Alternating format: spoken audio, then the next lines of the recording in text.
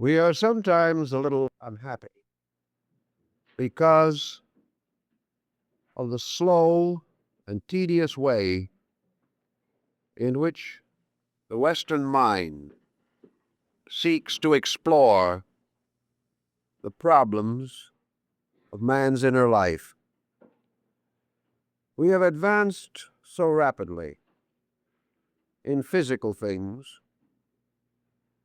that we realize every day the pressing need for insight and understanding.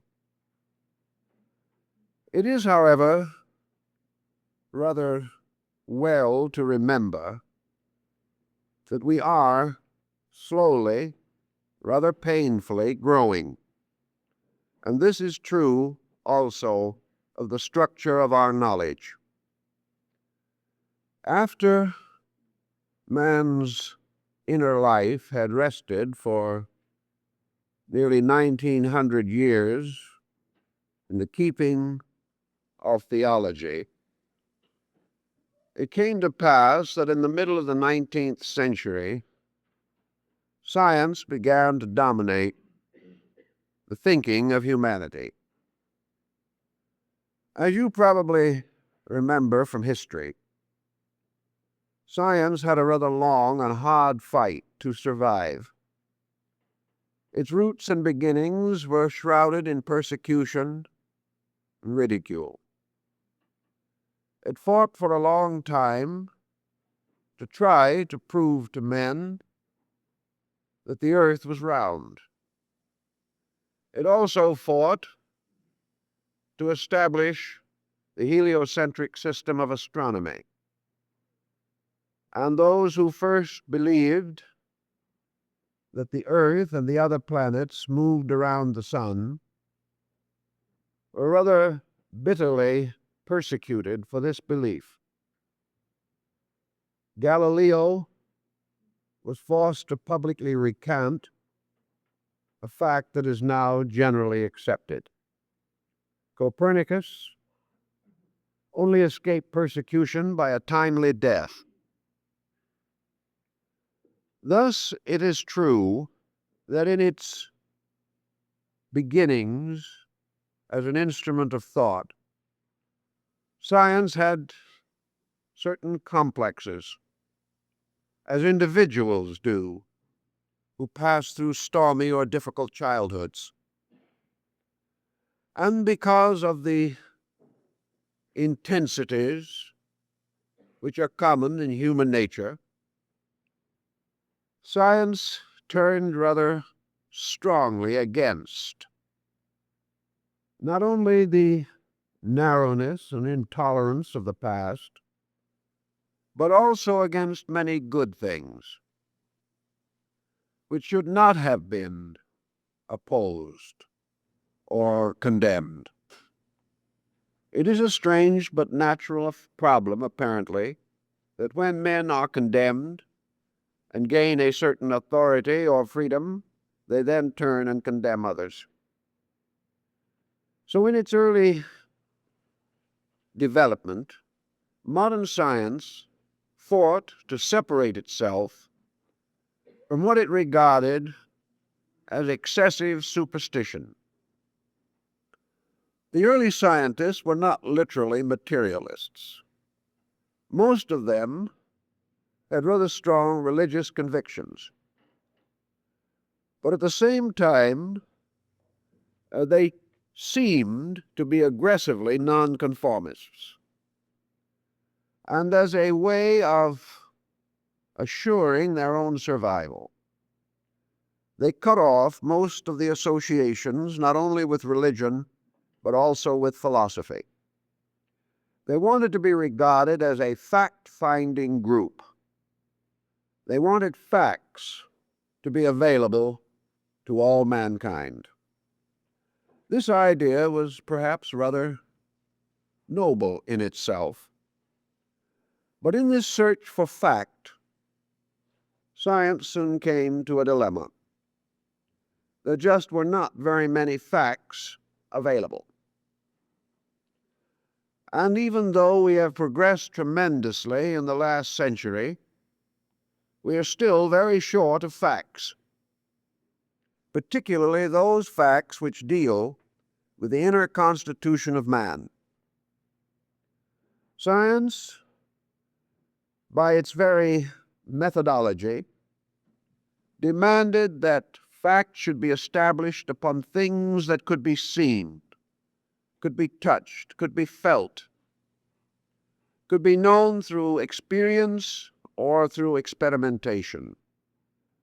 And gradually, it developed a criticism and a policy in which it held the exclusive right to determine what was fact.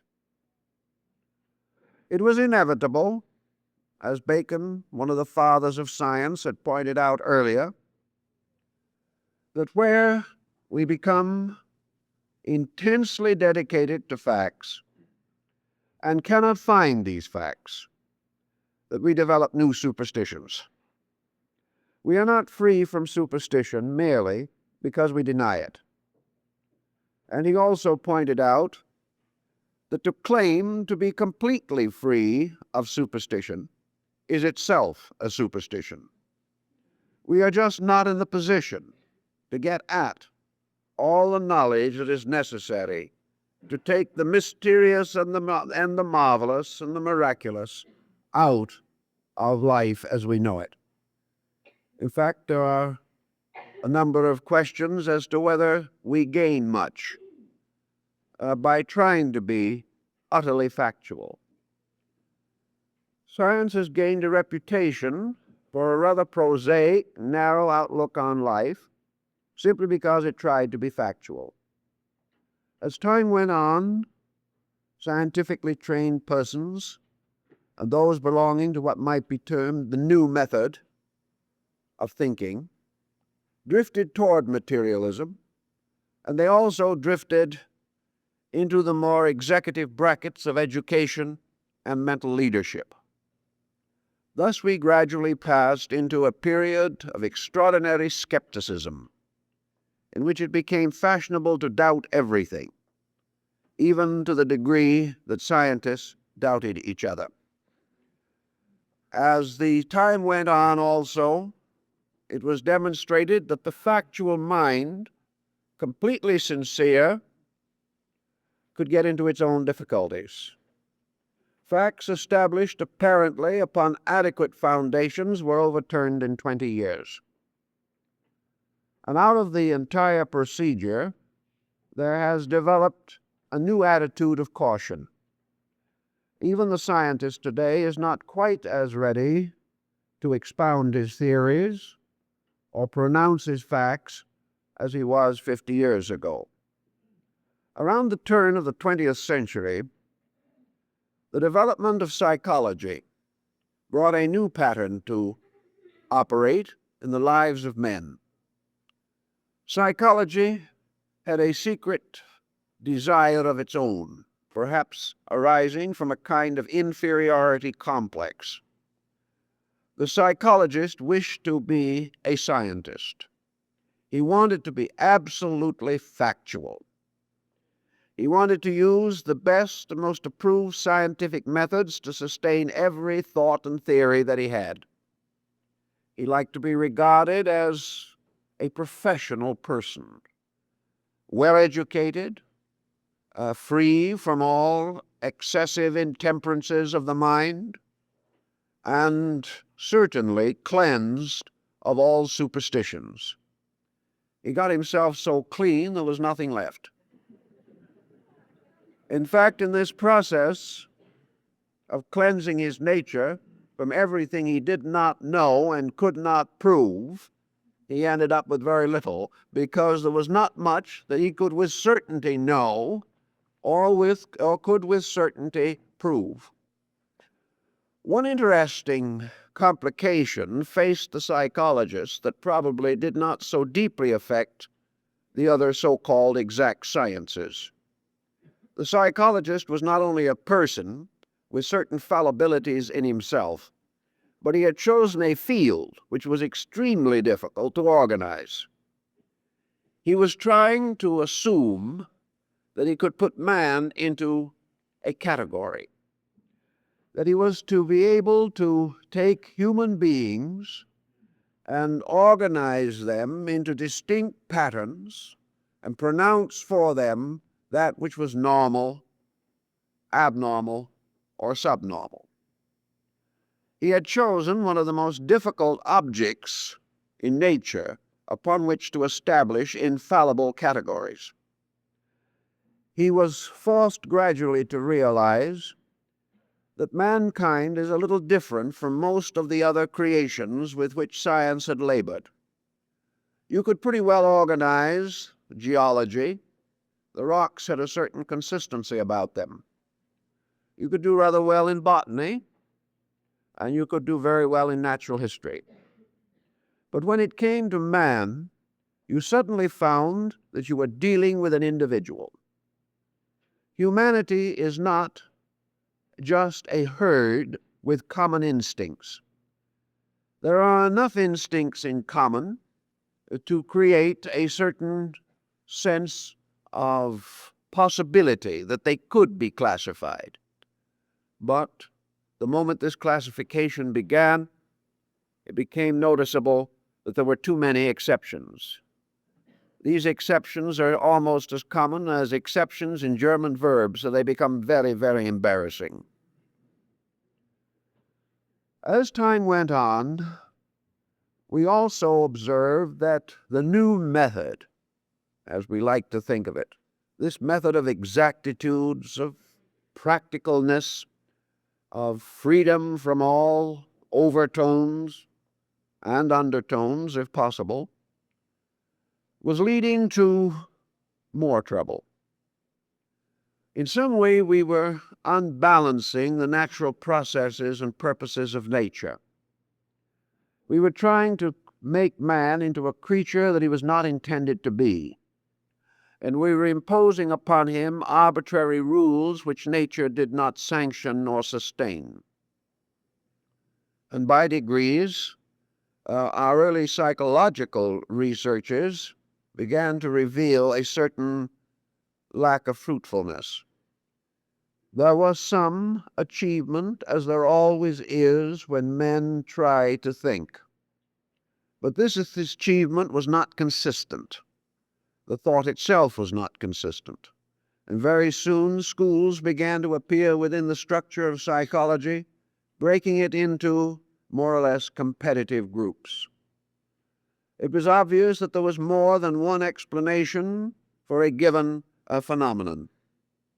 And as the explanations increased, it became further evident that no one knew the facts.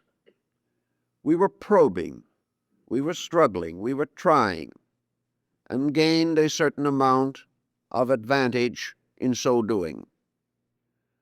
Most persons today, thinking about the material sciences, and in particular the mental sciences, are more or less inclined to assume that there have been no important changes in policy in the last 25 years. When some question arises, we still quote Freud or Adler, although perhaps the layman quotes them more frequently than the professional. We assume that we have created a thought image of what psychology is, and therefore that we are in a position to define its purposes, point out its weaknesses, and assail its conclusions. Actually, the psychologist of today is primarily a person. He is perhaps better equipped to know what is wrong with what he is doing than anyone else. He has had some bitter disappointments. He has tried, with varying degrees of sincerity, to advance convictions that he held as firmly as any theologian held the convictions of the persons of the Trinity. But both the theologian and the psychologist have come to a common misunderstanding. And in the last 10 or 20 years in particular, there has been a gradual but increasing revolt throughout the entire area of science against materialism. We hardly perhaps realize this. We are so used to certain effects that we are not able to estimate entirely what is going on in the minds of the individuals behind these policies. One of the important changes undoubtedly was brought about by the development of nuclear fission. We now realize that, considering the experimental period, we have already had 20 years of nuclear scientific research, and we are unhappy about the whole thing, and so are most of the scientists involved in it. Having had certain optimisms about this, we discover these optimisms were not well-founded. Yet scientific optimism as to the benefits of scientific progress is not dissimilar to the optimism of religious leaders or philosophers. Nearly every religious leader and philosopher in the history of mankind who was worth the name overestimated human nature. They have all believed that man wanted to be happy. They all believed that man, if confronted with certain information which would help him to grow, would unanimously desire to grow. It's rather unhappy when you realize that this position cannot be sustained. And science, looking back over the last 20 years of atomic research, has become saddened by the fact that most of the research, most of the money expended in it, most of the so-called advance of knowledge resulting from it, most of all these elements has been applied merely to destructive ends. So anyone who has a family and children, who is living in a community existence, and who has hopes and fears, as most of these persons have, cannot completely disregard the evidence of his own senses. If he does, he's not a good scientist. And science itself is hanging its head in a kind of psychological shame. It is unhappy, it is disillusioned, frustrated, neurotic, and just about ready for a psychologist itself. The psychologists, to help the situation out, are neurotic, frustrated, unhappy, disappointed, and disillusioned, and almost in a position to shake their fists at science. This is a new situation which might never have happened had it not been for nuclear fission. Certainly would not have happened for a number of additional years. Now to every other situation is added the impending danger which we now face, a danger which science can no longer control even if it wants to. We say no longer control because while theoretically it might be controlled, we are again not able to hope that our confidence in human nature can look forward to an immediate reform of people. This again is beyond expectation.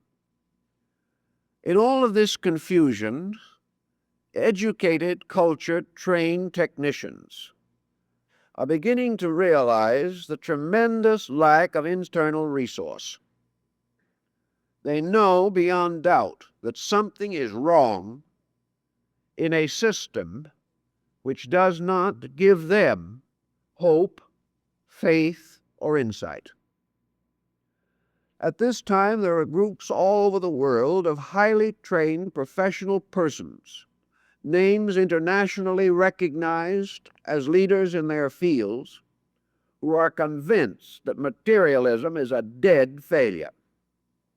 Now, this is not coming from what we call the little people.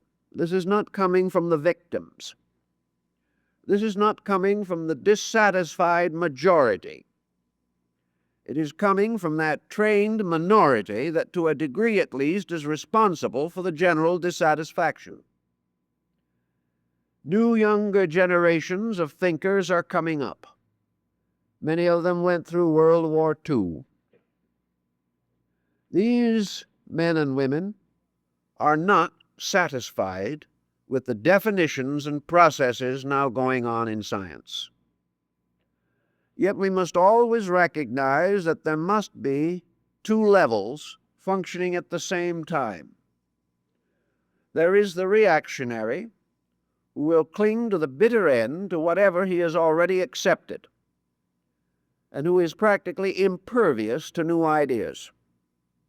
Then there is the progressive, who is trying to break through this pattern and comes upon the common difficulty, namely that the reactionaries, because of their age, because of their reputations, and because of their own strategic processing, are now in most of the critical, dominant positions.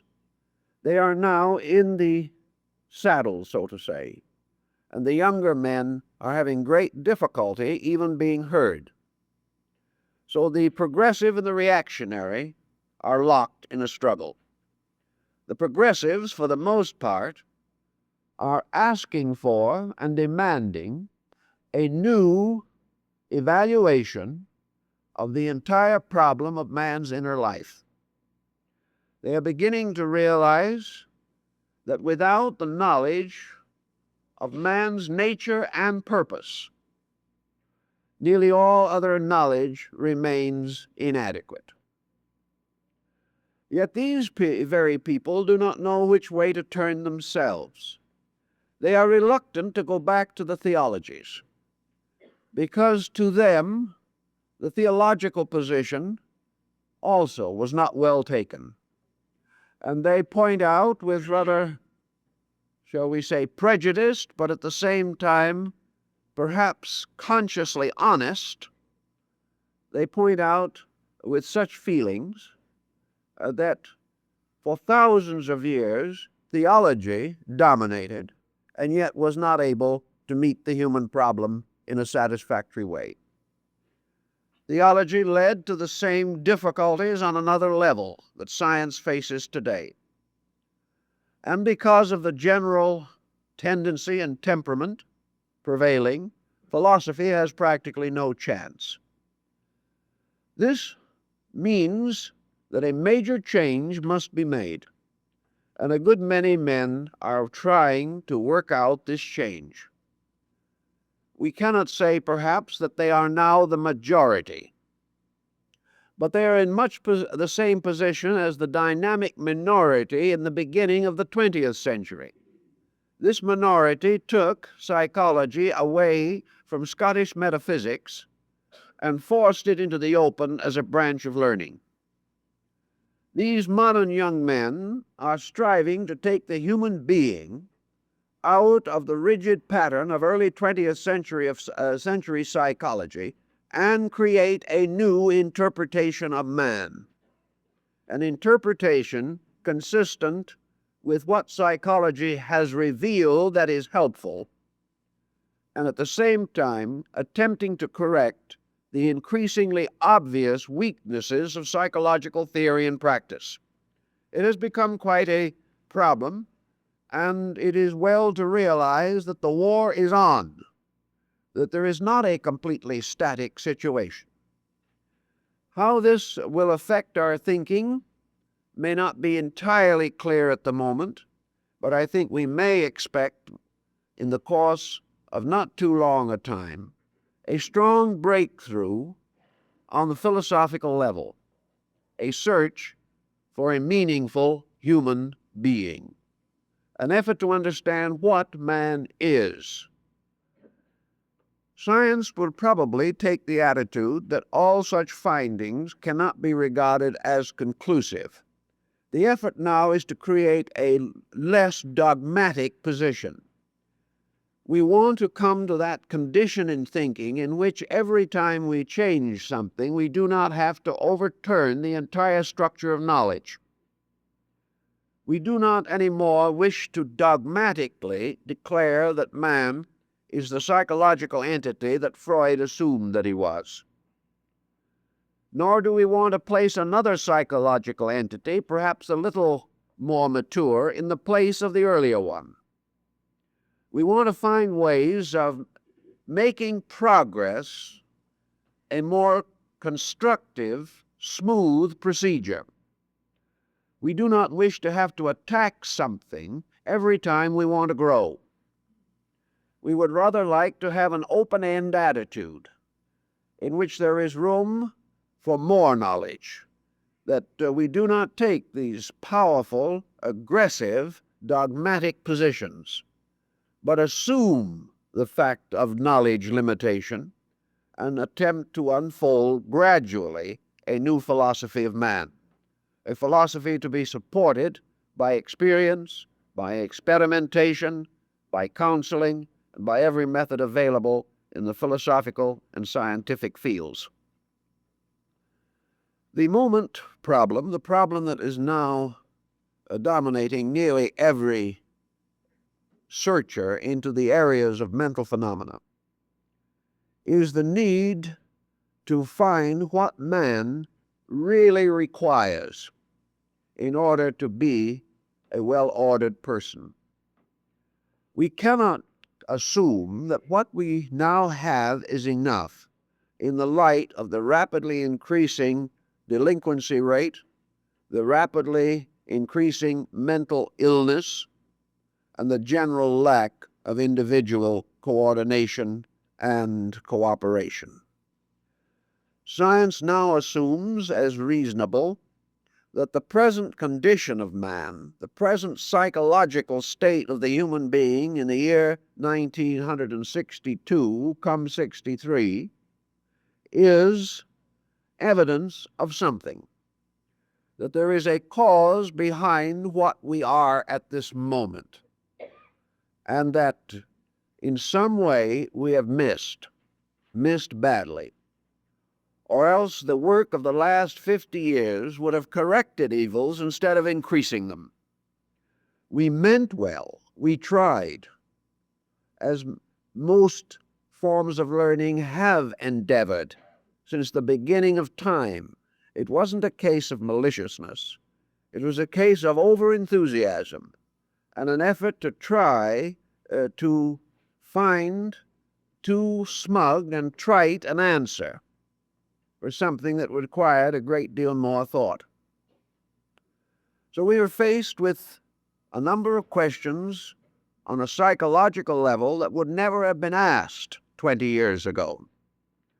One of these questions is a very basic one. Is man an immortal being? Does human consciousness survive death? To the religious person, there is no question about this. And there is also no doubt whatever in the mind of the atheist. These two positions are quite convinced that they have the answer. The religionist says anyone who does not believe in the survival of human consciousness is stupid. The materialist of the atheistic conviction says anyone who believes in immortality is stupid. Now, these two positions cannot both be right. There is one stupidity and one position is right. The present trend is definitely to assume that the possibility of the survival of human consciousness has not been disproved in the terms of science. This is a big step for science. And it seems to us that it is such a slow, rather foolish step. We say to ourselves, they should have known this in the beginning. But they didn't. And if we get a little too smug on this point of view, we can say to ourselves, having convinced our own hearts and minds of immortality, what are we doing about it? If we believe it, why do not we live consistently with it? So the believer can also be open to some rebuke. The believer belongs in his own conviction to a moral universe. He believes in God. He believes in spirit. He believes in spiritual justice. He believes in personal virtue. The believer has had all of this for a long time, yet it has not been able to stop war, nor has it been able to prevent crime. So we cannot take too smug a position, even if we are believers, because there is something inadequate in a belief that never causes us to make a dynamic use of that belief in the solving of personal or collective difficulties. On the other hand, the modern scientist, in the midst of his dilemma, and not being trained in matters relating to these things, being completely ignorant, for the most part, of all of the theories and concepts of theology, is inclined today to turn to theology. He is inclined to turn to anything which looks like a constructive escape from his present problem. He is finding it more difficult to live with himself. He is finding it more difficult to trust the man working on the same project with him.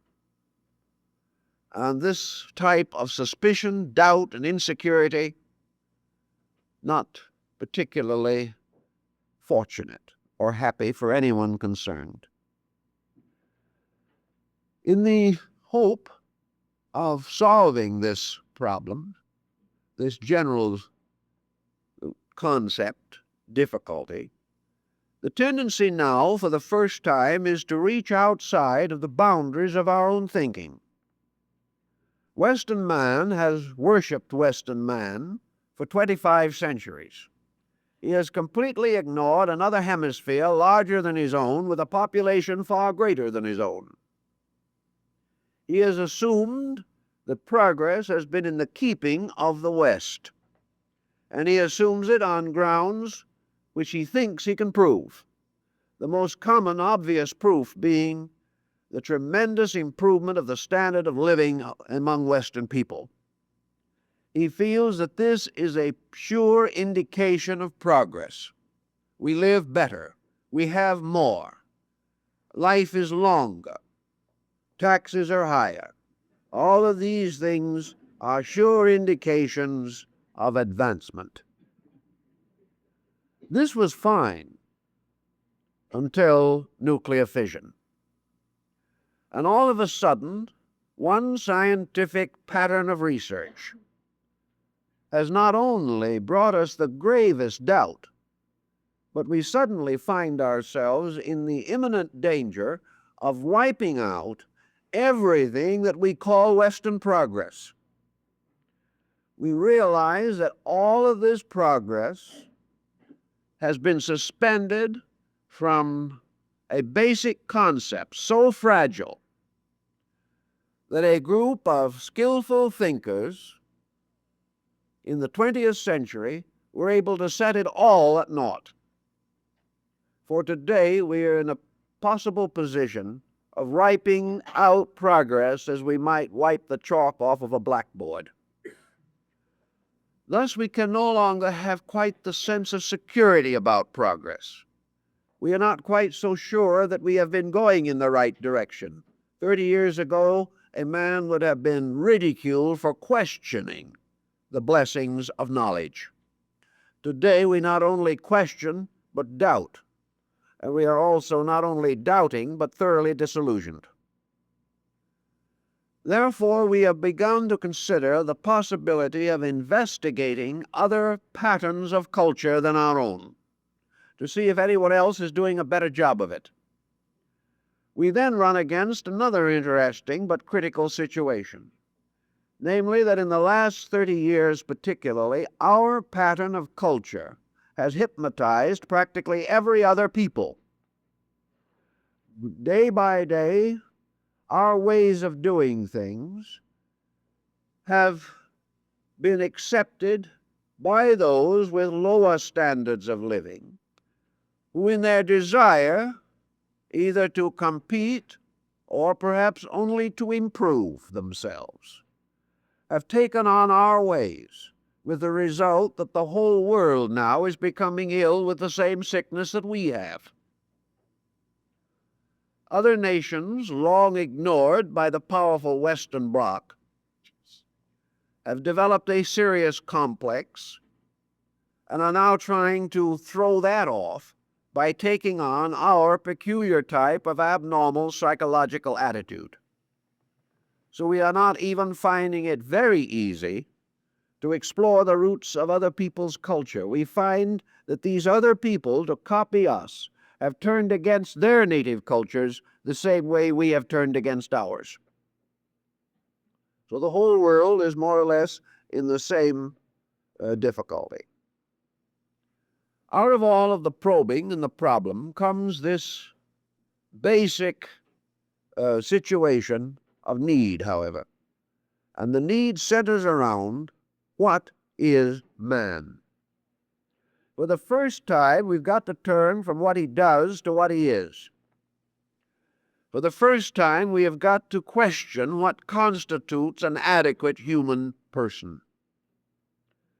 We are no longer able to say that man is growing inwardly because his possessions are increasing materially. We are no longer able to say that comforts and conveniences and commodities make better people. For a long time, there was a group in this country that was working desperately to improve the condition of labor. I came across an article written many years ago in going through an old file recently, in which an individual said that when working days and hours are reduced so that a man can make a good and substantial living by working 8 hours a day for 5 days a week, we will have the greatest explosion of human spiritual growth in history. It didn't work. Now we are assured that man will be more cultural if he only works 3 days a week, 4 hours a day. There were people who seriously believed that if everyone could have the golden rule translated into their own language, the world would be saved. So the golden rule has been translated into over 500 languages and dialects, and there seems to be some doubt as to whether salvation is universal.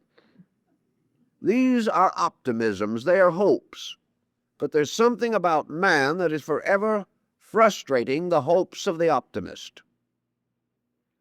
So we do not believe that any major change in man's external condition is a guarantee that he will become enlightened. And it is more obvious every day that the only answer to the problem is not that the world will change, but that man will change. Something has to be done to bring man into a safer relationship with the world by changing man. This is perhaps the new concept of psychological philosophy that is evolving in various nations of the world. Certainly it is contributing largely to the professional thinking of our time. The time has come for us to get to work to find out what to do about man. In the West, we have no final technique for this at the present moment.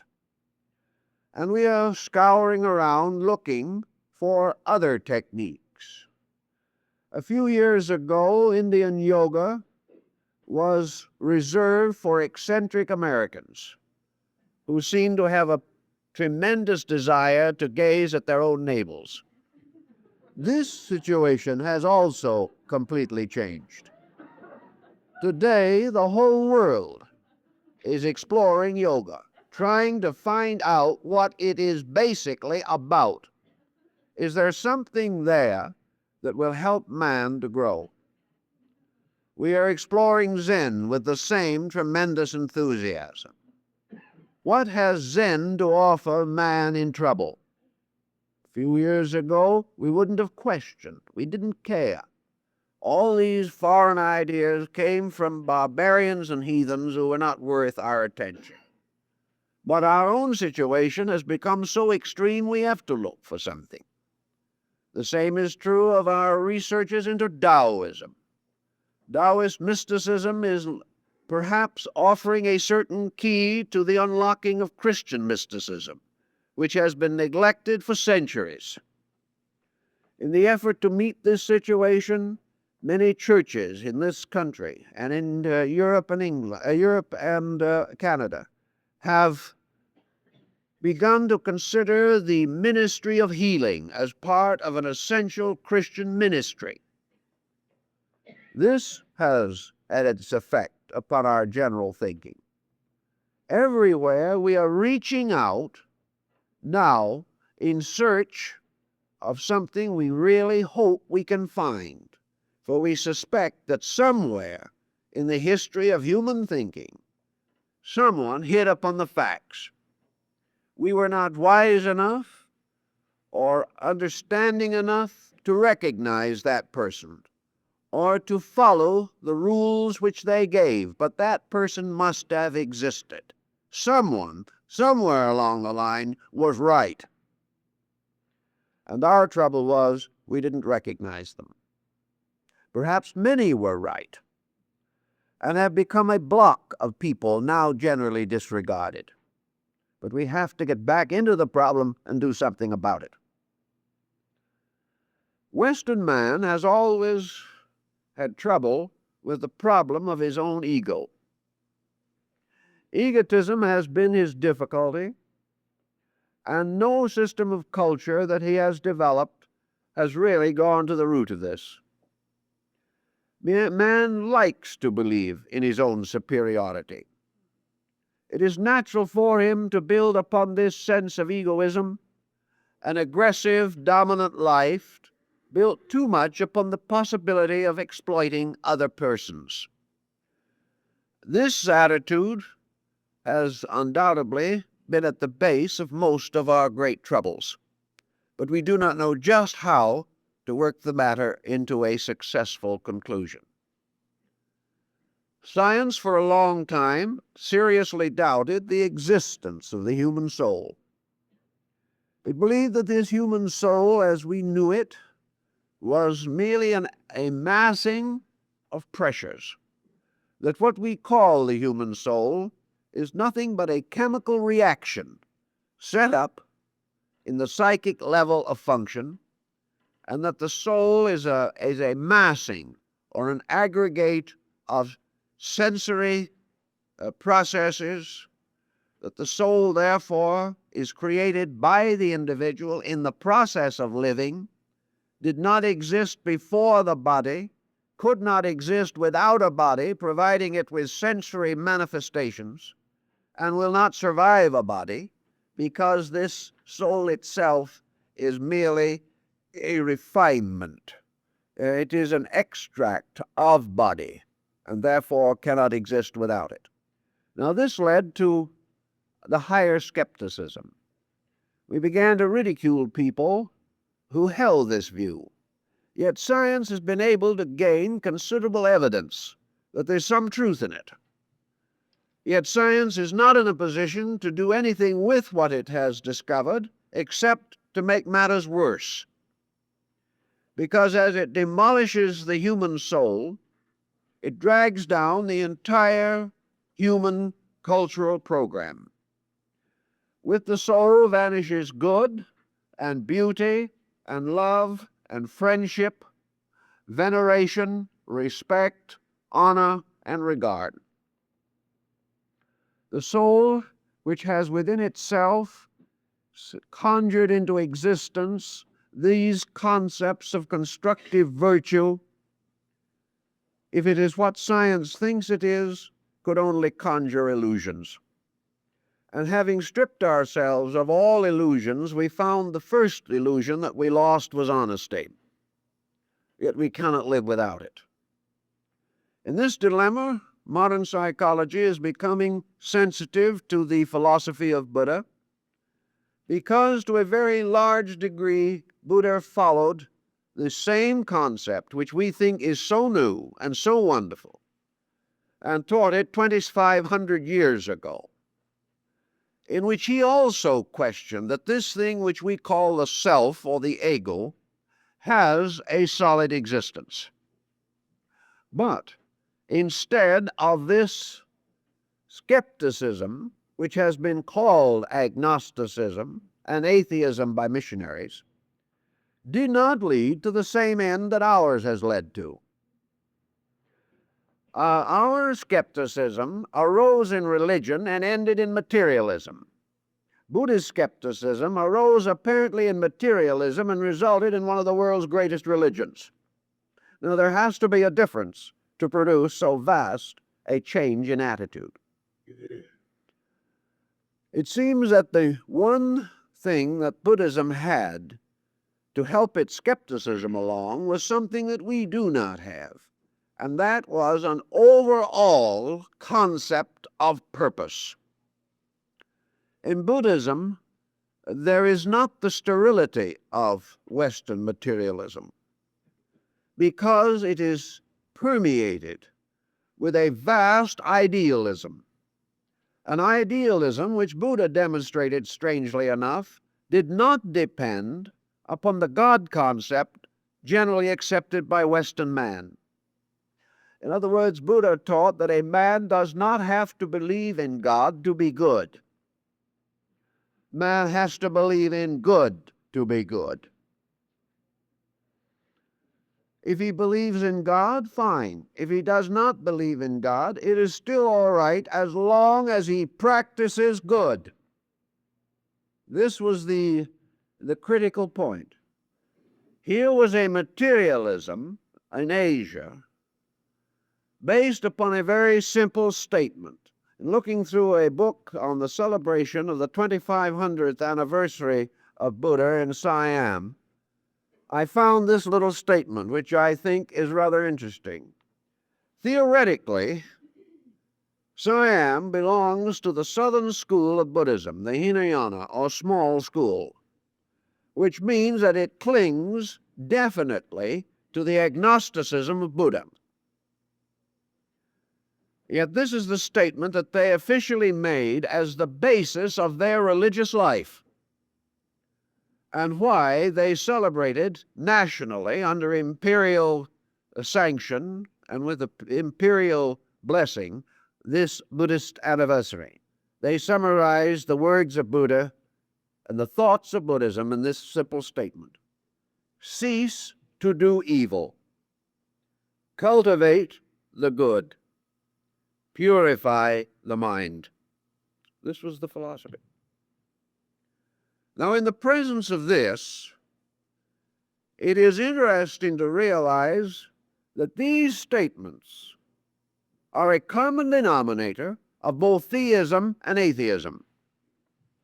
It would be a poor atheist, indeed, and there are not many quite that impoverished, who would not acknowledge these three statements as right.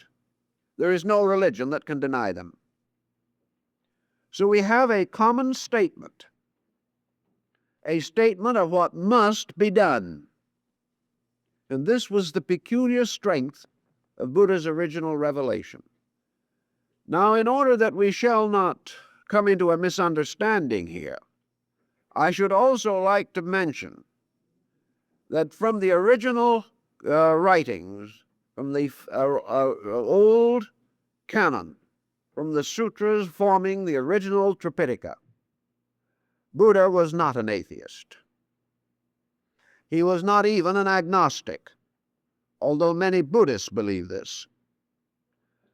Buddha was simply concerned with one problem, and he stated himself definitely, in his own words, that he was not an atheist, that he never denied the existence of a divine power, a divine being, or a divine principle at the root of life. He just said, let it rest, because under the existing conditions, man's consciousness is not capable of a universal acceptance of the nature of this abstract being. And because when we try to define it, we only fall into controversy, leave it alone. Assume that it is there, but go to work and do the things that are necessary now. Cease to do evil. Cultivate the good, purify the mind. Western people are beginning to take hold of this concept, particularly on the level of psychology. Suddenly, it becomes obvious that whatever we believe, whatever concepts we hold, whatever nature we assume exists within us, the problem of conduct rises to supreme importance. That conduct is possible on any level of believing. It is perfectly possible for an atheistic communist to practice the three virtues which we have mentioned here and still be a faithful follower of Lenin and Karl Marx. It is perfectly possible for the most orthodox religious organization to teach these three principles from its pulpit without any trace or threat of nonconformity. Thus, where we've all fallen down has been in making theory more important than practice. We held ourselves to be measured by what we affirmed, not by what we did. We gained a certain sense of righteousness and virtue from belonging and not from behaving, where the problem rested. So the immediate utility from a scientific standpoint is obvious. Supposing we assume that the soul of man is eternal, is there any reason why that soul in its own way should not perform the natural virtues? If we assume that the soul is eternal, should it not cease in evil? Should it not also practice the good? Should it not also purify itself? Socrates would have said yes. Plato would have said yes. Thus, we are not talking about any difference by which we would split one sect from another. What we are trying to do is to establish, perhaps on a scientific level or a psychological level, the absolute necessity for right conduct. If we wish to assume, for example, that the soul is a generation of the body, that it has no existence apart from the mental processes that we know, if we wish to even accept this, we are faced with the same necessity, where it follows absolutely from what psychology has already demonstrated, that wrong conduct sickens the soul, causing its journey through this life to be one of misery and pain. If the individual ceases to do evil, practices the good, and purifies the mind, we will have practically no mental illness. However, we wish to assume the operation works. Matters not very much in practical value. We know that the individual is sick because his mental, emotional complex is sick. Now we try to find out how to make it well. So we develop techniques, skills. We approach this sick soul much as we might approach a boil or a bunion. We feel that we must lance it or cut it out. We therefore develop techniques for performing various kinds of major and minor psychological surgery upon the human soul.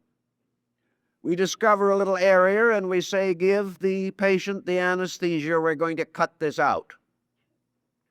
So he has it cut out, comes out of the anesthesia, and in a few weeks he has another similar area and we start all over again.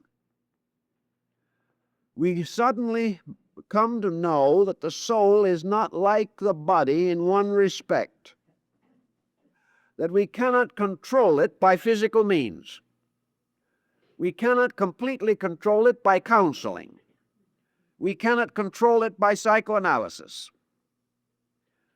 The truly mentally sick can be helped to some measure, and often to considerable measure, by psychiatry. But on the level of psychology, which involves mostly dispositional problems, we cannot say that the individual will be cured by changing an attitude, by becoming less or more sophisticated, by escaping from one superstition to fall into another, or by trying to adjust himself or be adjusted to a world which is totally out of adjustment in the first place.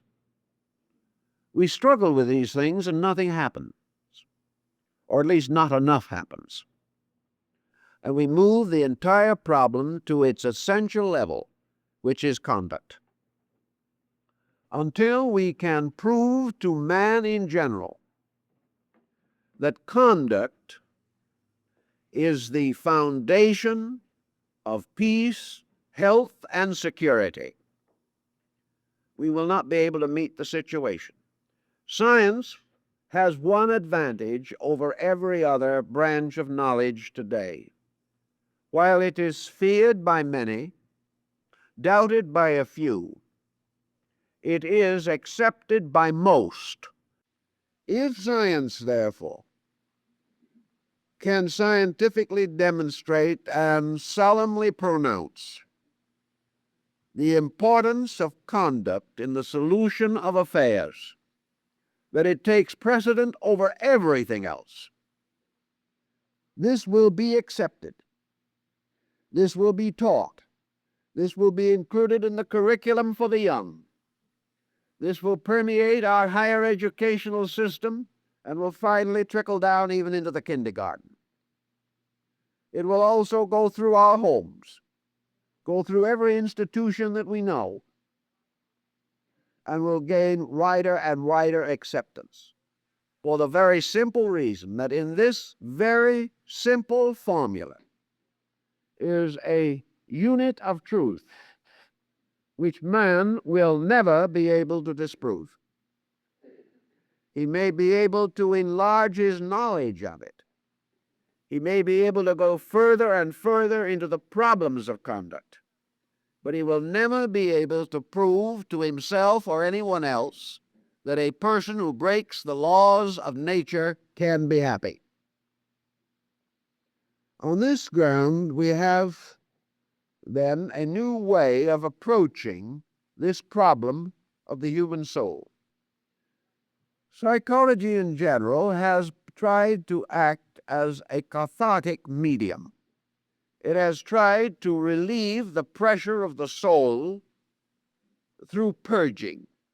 Back in the Middle Ages, when a doctor did not know what else to do with a sick person, he either gave him an emetic or some purging material, or he bled him. That is, it was assumed that you had to get rid of the impurities by getting them out of the system. They worked so industriously at this on George Washington that they killed him. But they had to get rid of the material which they regarded as the cause of the trouble. Our tendency on a more refined scale has been this same process of purging. We are trying to apply a psychological laxative to the soul. We are trying to clean it out by getting rid of what is in there that seems to be toxic. We assume that mental and emotional difficulties are due to psychic toxin.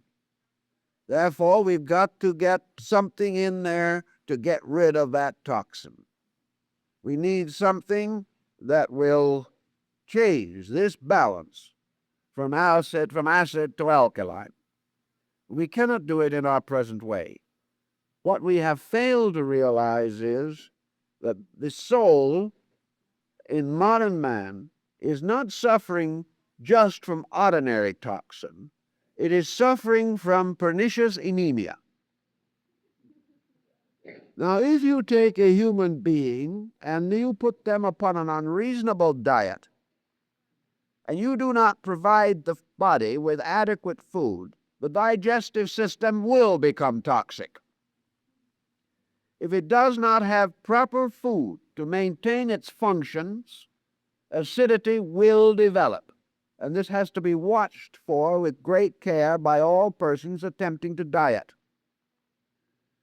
The lack of adequate nutrition can cause acidity just as rapidly as the presence of a foreign or negative food element. In the same way, psychologically, the individual who has nothing inside can develop just as much acidosis as the person who has the wrong thing inside. And our trouble is very largely now that there is nothing. We have systematically tried to get rid of the wrong thing, and the acidity rate has gone up. We have not given the system, the psychological system, the nutrition it needs. And this nutritional problem means that we have to break this rule which has gradually come to be prominent, in which we must not interfere with the psychic activities of people. We must be completely non-directive. We mustn't ever tell the individual what to do. We must change this point and realize that from the beginning of time, education has to a large degree been concerned with providing the psychic nature of man with an adequate code of personal conduct. You've got to get that code in there. Now, some will say that if we follow our present procedure, that the psychic nature itself has within it certain normalcy, which will take over. I believe there is validity in this point, but there is a reason why it doesn't operate properly. One of the evidences of that is the so-called progressive method of handling children.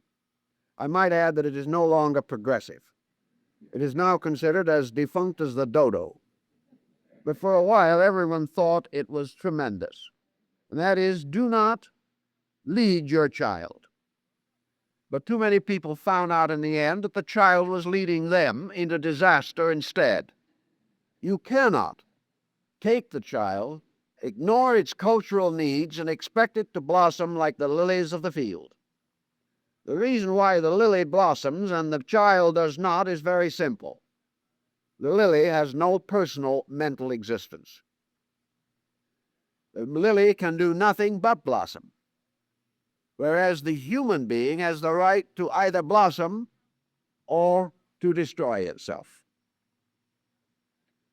In the need, therefore, we do not wish to imply that every child must be indoctrinated, but that there are simple principles of character which the child and the adult must both understand. And therapy involves the fact of getting these facts to the individual who obviously needs them. This, of course, throws a great deal more responsibility upon the counselor. The counselor is no longer able to memorize a technique as a surgeon might memorize an operation. He is no longer able to turn to a certain book. He is no longer able to take the 4-year course and come out of it with a methodology that he can apply to everyone. Also, he suddenly discovers that if he becomes a factor in the moral life of people, he must be more careful of what he says and what he does. He must be more sure of himself in a different way. Purely scientifically speaking, he can set a process in operation and wash his hands of it. This is the technique, this is the school, this is the method. It either works or it doesn't work. If it doesn't work, it should have worked. But there is no sense of personal responsibility. The practitioner may try to do the best job that he can, but it never occurs to him to think that he might have tried some other way and gotten further.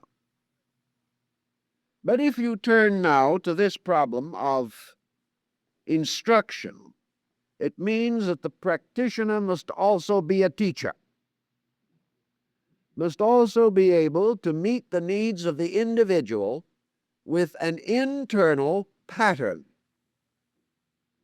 a pattern that has foundations in valid facts, and if these facts be considered relative rather than absolute, so be it. Because we are not dealing with man as he will be 50,000 years from now, nor as he was 10,000 years ago. We are dealing with man as he is now. And we must therefore apply to him as he is now the best of what we know now, assuming that if we do this methodically, honorably, continuously, we will ultimately not only know more, but be able to impart more, and the person receiving the information will be able to understand better. So our problem of searching for the meaningful soul in man does not imply that this soul is not a powerful structure in itself, does not imply that this soul might be, and probably is, in its natural state, self-governing. There is nothing to question this. There is also, however, nothing to indicate that this soul, in self-governing, is able to go beyond the government of itself and of its bodies. There is no indication that the soul, because it is self-governing, must be infallible, or that it in any way transcends the experience patterns which have been etched upon it. These points we do not actually know. We may assume that the soul is a vehicle of karma, that it carries with it the pressures of previous existence. If we wish to assume this, well and good. Our problem is not altered by this in its basis in any way. The theory is altered, but the practice is not touched. The practice remains. Socrates takes the attitude that the soul, in its own nature, is self-governing, that it is inspired by internal insight, and that this self-governing power of the soul is destroyed by its involvement in body. By his thinking, therefore, our conscious, mental, emotional, and physical attitudes block the soul, and that all thought, emotion, or action contrary to the nature of the soul sickens the soul, not in its own substance, but in its power to manifest. We may assume a telegraph operator sitting in his office and another telegraph operator many miles away. Across this distance, by means of a telegraphic wire, a message is sent. This message, however, can no longer be sent if at any point along the wire it is cut. This ends it. This no way changes the intelligence of the sending operator, who knows what he wants to send, nor does it change the nature of the receiving operator, who would be able to interpret this message if it came through. There will simply be no message. Somewhere in man's nature, the link between the soul and the body is a mysterious kind of wire, visible or invisible, probably invisible. If this wire is cut, the relationship between the soul and the body is destroyed. If this wire becomes tangled, confused, rusted out, or is subject to any of the storms of vicissitudes which knock down telegraph poles, the clarity and propriety of the message will be interrupted. Socrates took the attitude, therefore, that it was not the soul that could be essentially sick, but that the links between the objective conduct of man and the soul could be so distorted that the human being would substitute the concept that his own mistakes were himself, and would therefore be unable to respond to the instincts or to the information conveyed by the soul. He finally came to the same conclusion. namely that the individual who would rescue his own organism so that it could become a clear instrument for the manifestation of the soul's power, assuming the soul to have that power, that the way that this was done was very simple. Cease to do evil. Practice good. Purify the mind. This was his law just as much as it was the law of the East. If you assume that the soul is the governing reality, then you must bring the body into a state in which it can accept government.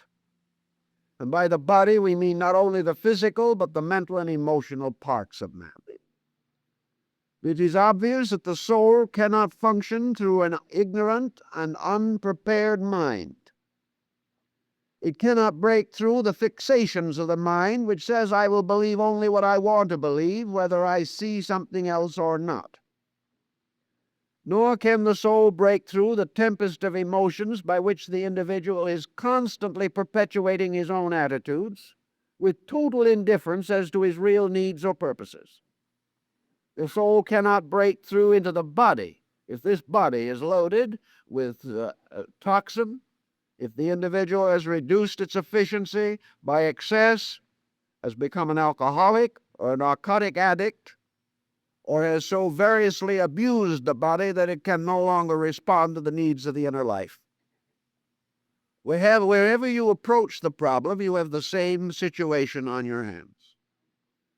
Either the soul is there and knows what to do, and can only do it if we cooperate, or else with the materialistic point of view, we are building the soul, and it will be what we build into it.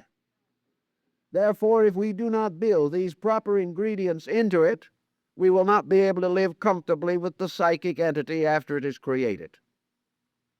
New psychology points out the tremendous need of re-educating the psychic entity, preventing the individual from making the mistakes in the beginning, which lead inevitably to emotional stress, uncertainty, and confusion. This, again, is a regulation of conduct. There is no other way in which we can approach this problem. The individual must change his attitudes and live according to better attitudes. If he does not make these changes, he cannot enjoy any different type of psychic integration. Let us assume now for a moment that the soul is some kind of a surviving and abiding entity, that the soul is here for a reason. If the soul is the governor of the body, the life of man here is finally purposed to the need of the soul, not the need of the body. We would not have any particular reason for existing if our total purpose was merely that this physical body should become more illustrious. If we spent all of our lives catering to it as we might to a small, spoiled child, and some people do this, we come out at the end of it all with nothing, not even a body. If the whole purpose of this is that the body shall receive our total attention, that we shall nurse it as some athlete might nurse his brawn, then we must watch this body gradually enfeeble and fall under the miseries that have always been present in the flesh and which science has been able to somewhat delay but not to stop. If, on the other hand, we assume that our emotions are the real reason for ourselves, if we assume that we are merely here to live our lives in the gratification of sensory perception, where are we? The sensory perceptions must cease with the body. We spend our entire time being happy, or trying to be, and end up completely miserable. We find that no way can we live in which we can follow the intemperances of the emotions without disaster. If we want to be free emotionally, we must destroy law and order. because the individual's emotions cannot be curbed. There is no way in which an excessive emotion ever produces a surfeit. The more emotion we have, the more we demand.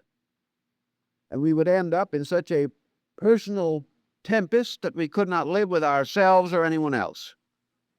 We have no indication that the emotions can censor themselves adequately.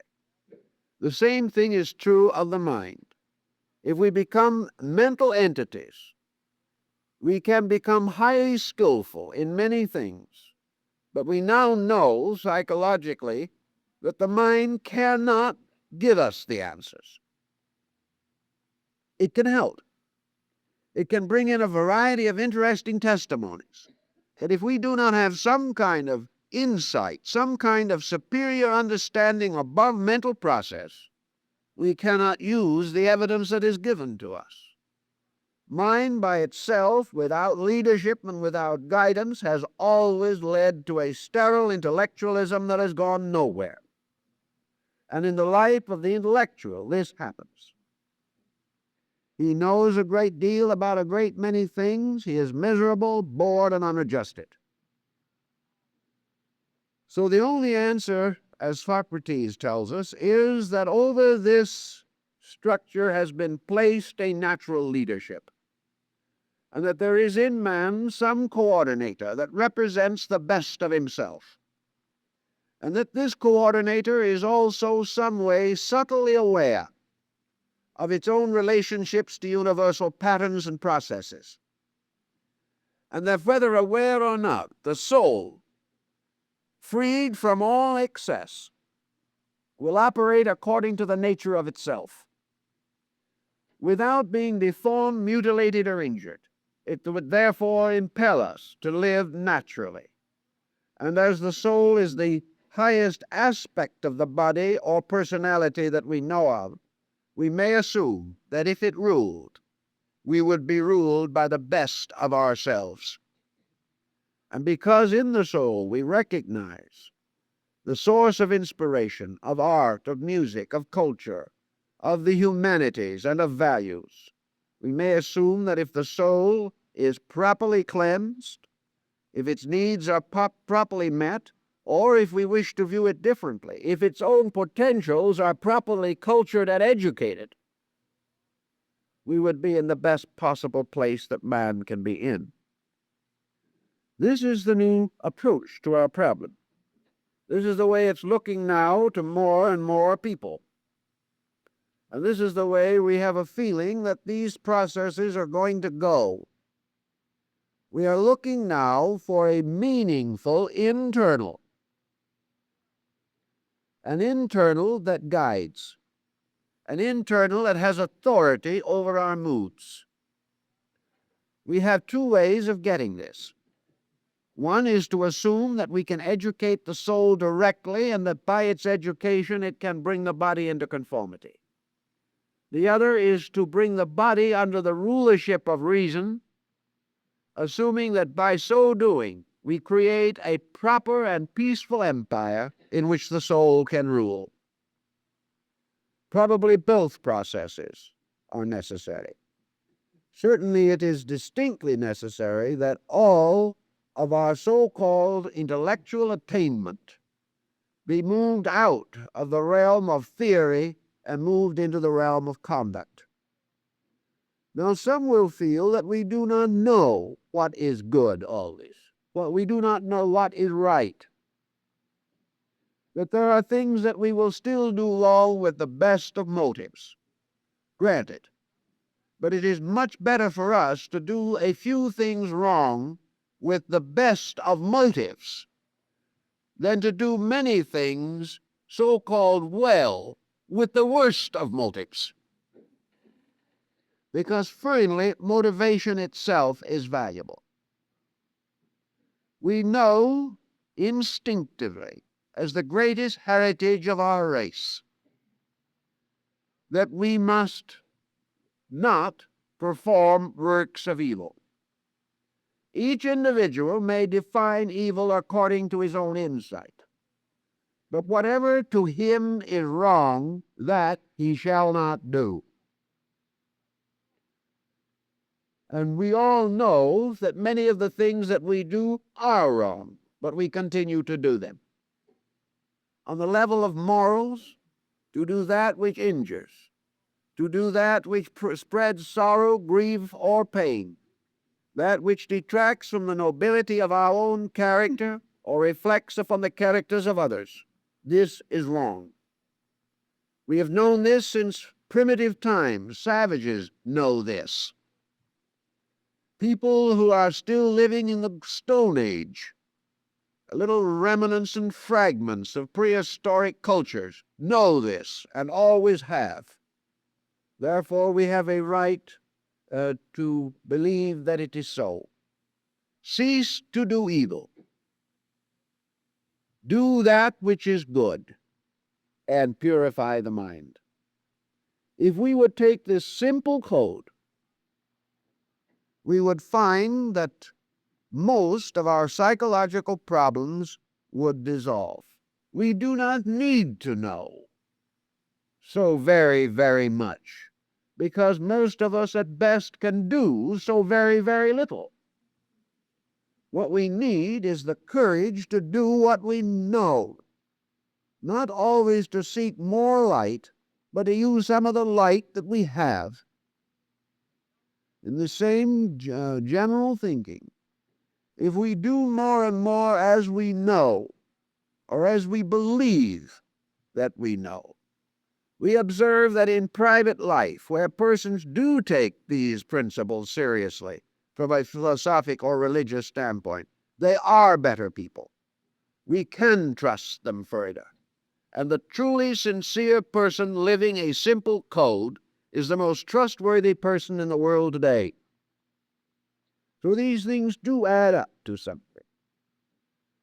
If we do this type of thing, if we live this way, we will release whatever is in the soul, so that it can become an ever-increasing source of insight. But we also bring to the soul the therapy of our own acceptance of responsibility and value. As conflict ceases within ourselves, quietude can take over. And if the soul can make its will known to us, it must be when it can operate through a quiet, organized, peaceful, non-opinionated personality. If we can begin simple practices, we will find that they will lead to health. Everywhere today people are working on these problems. Some more rapidly than others, some more slowly. Some ponderously, some enthusiastically. I might say a few reluctantly.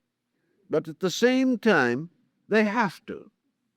The world problem has stated itself, and people are trying.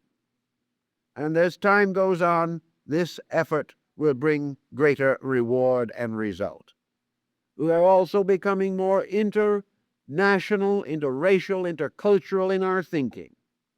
We are not any longer completely locked in our own provincialism. It is growing, it is helping, it is building. And we can sincerely hope that in the years that lie ahead, man will develop an understanding of how to become a meaningful individual with internal resources appropriate to his needs. Will be able to mature his inner life, but without this, his outer life cannot be put in order. Well, time's up, so I guess we have to stop.